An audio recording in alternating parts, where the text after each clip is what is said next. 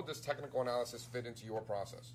I guess I'd have to say for the first half of my career, I started 10 days before the World Trade Center came down and lost people money for first 18 months. Sure.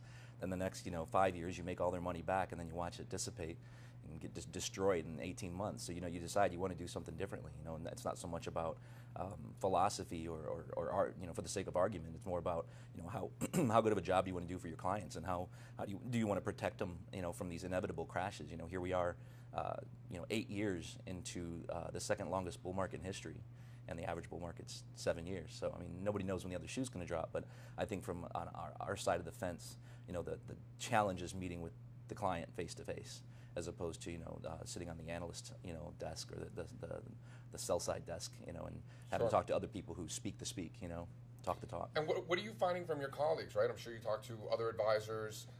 You come from Columbus, Ohio, right? You're here in New York City, so you talk to your colleagues locally. I'm sure you talk to colleagues around the country, around the world probably as well.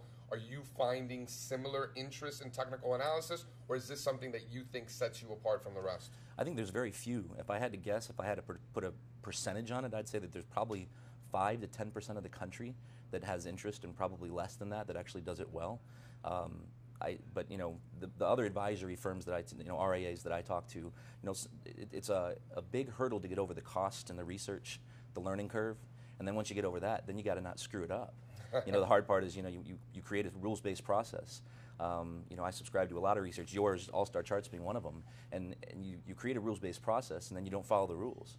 You set a stop in line in the sand, and you say, okay, well, I'm going to sell when I get to here, and it goes below that point, you get a close, and you say, well, I'm going to wait a few days and see if it comes back, and then it keeps going down, and now you feel like you're sitting at the blackjack table. Your wife comes by and says, hey, let's go to dinner, and you say, well, I'm down $100. I'm going to wait till I get it back before we go to dinner. And you're not eating that night. You're not eating. No. That's interesting. So, what about from the client's perspective? Do you think that they recognize the value that you're bringing? Do they think that all you guys are the same? What are you finding from their perspective?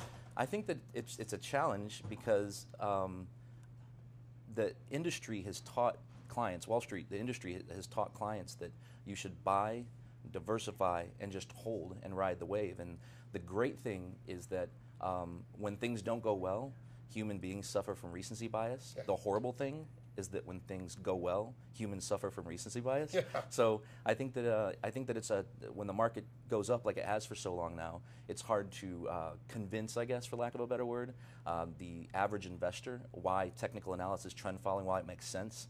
And of course, it's just a matter of time before, again, the other shoe drops here. And when it does, over trough to trough, peak to peak, I think technical analysis, trend following is the way to go. But what about from from an educational perspective, what you could bring to the table? I'll personally push back on the fact that we're on an 8-year bull market. Mm-hmm. I can't agree with that. We had, just from 2014 to 2016, tremendous drawdowns in Europe and Japan, emerging markets, 40% corrections.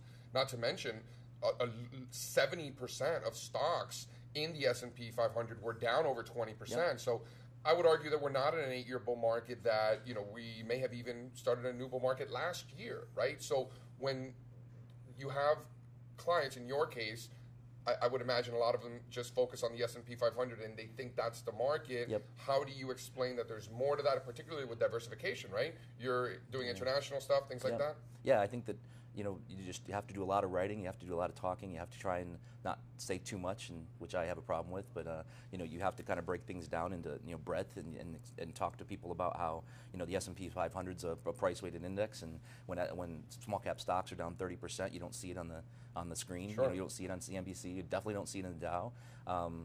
As far as bull and bear markets are concerned, I guess, whether we're talking about cyclical or secular, but they start talking about with a retail investor, and you might as well, you got glazed donuts for eyes now at that point. Sure. What about moving forward? What are you trying to do?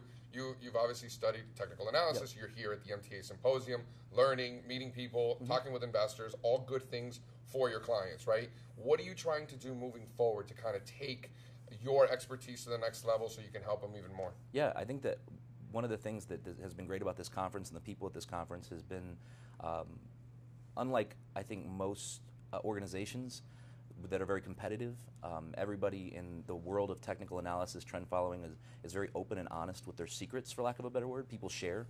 There's no, we're sitting here writing down ideas on napkins, which end up being, pictures of cell phones, and it ends up getting thrown into a piece of software and tested later, tomorrow, whatever the case is. But I think going forward, yeah, right, exactly, yeah. I think going forward, the plan is to, figure out better ways to get into the trend earlier and out of the trend sooner, and manage risk, as opposed to looking at risk being volatility. It's loss of principal, right? I mean, so just trying to avoid those big crashes, the big black swans, if you will. But